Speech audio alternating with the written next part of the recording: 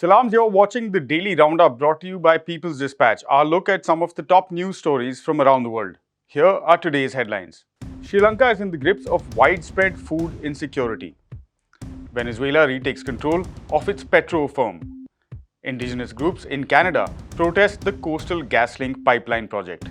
And Colombia and FARC hold peace talks. First up, Sri Lanka continues to suffer from debilitating food insecurity amid a dire overall economic situation.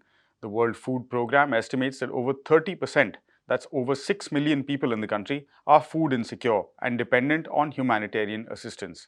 Over 5 million of these are either reducing or skipping meals, according to reports. 65,000 people are severely food insecure.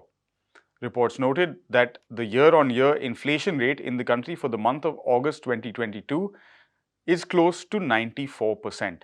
This has resulted in a steady decline in purchasing power of households across the country. It remains in the grips of massive and accelerating foreign debt and unable to pay for imports of food, fuel, gas, and other essential commodities. The country has accumulated massive foreign debt in the process. Sri Lanka is also suffering from a paddy crop yield that is drastically affected as a result of a poor harvest season.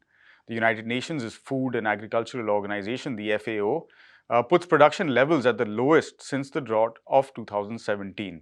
And along with the WFP in a recent report said that the country's harvest has declined for the past 2 seasons running.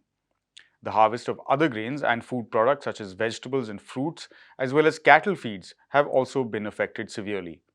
Sri Lanka is in an economic downturn for the last few years, attributed largely to widespread corruption and misgovernance.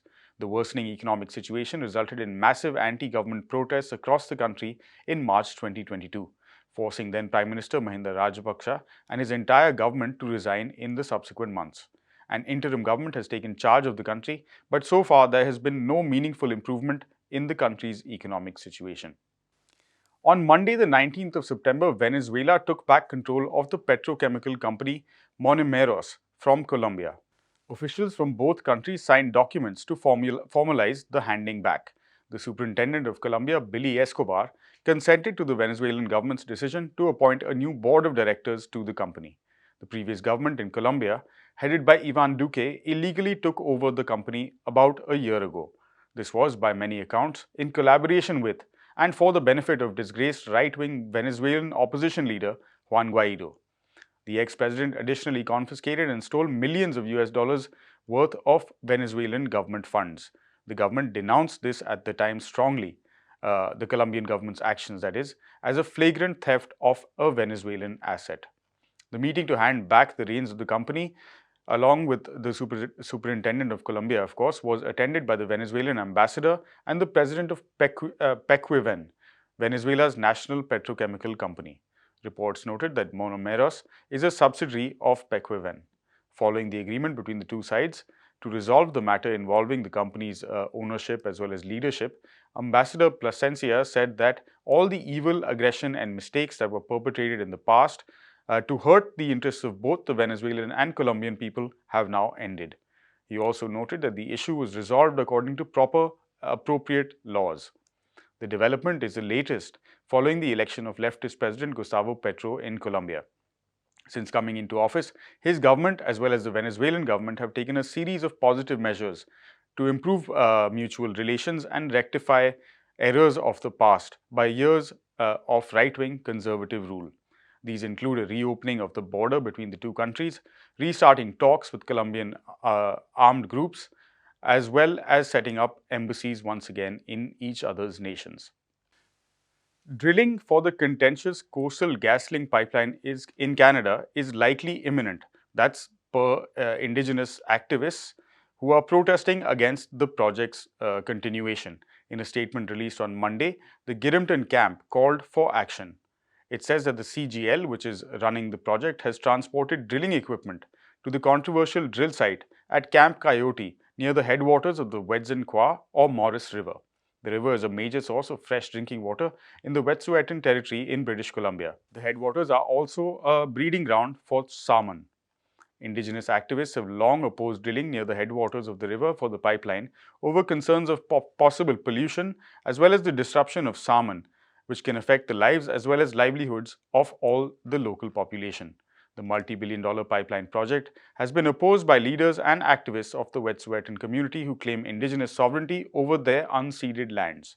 The construction of the proposed pipeline has been stalled for years because of vehement resistance against the project by indigenous people who occupy drill sites and pipeline pathways.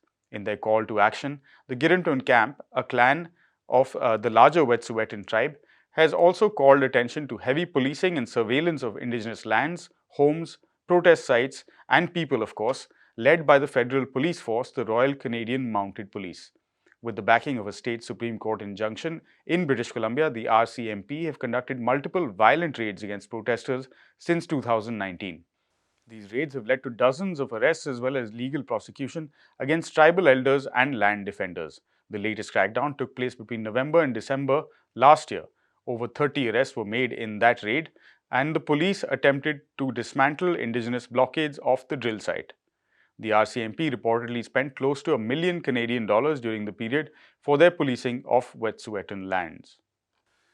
And finally, the High Commissioner for Peace of the Colombian government, Ivan Danilo Rueda, on Sunday met with the representatives of the dissidents of the Demobilized Revolutionary Armed Forces of Colombia People's Army, that's the FARC-EP.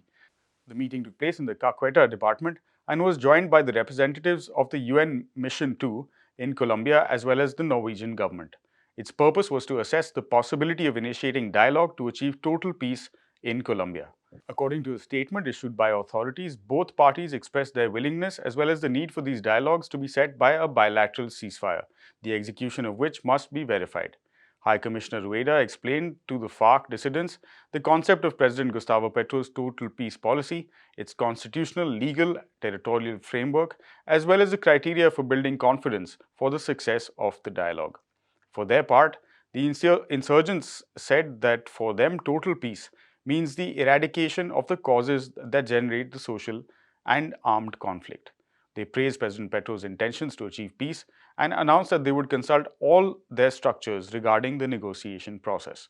Both parties agreed to issue a joint declaration towards that bilateral ceasefire as soon as possible and begin the dialogue process to achieve peace in the presence of neutral third parties as guarantors to the dialogue. President Gustavo Petro, through his Twitter account, confirmed that his government had begun a dialogue with FARC dissidents. He published 2 photos in which High Commissioner Rueda was seen talking to 4 dissident commanders. That's all we have on this episode of the Daily Roundup. For more such stories, head to our website, peoplesdispatch.org, and don't forget to follow us on Facebook, Twitter, and Instagram. Thank you for watching. Goodbye.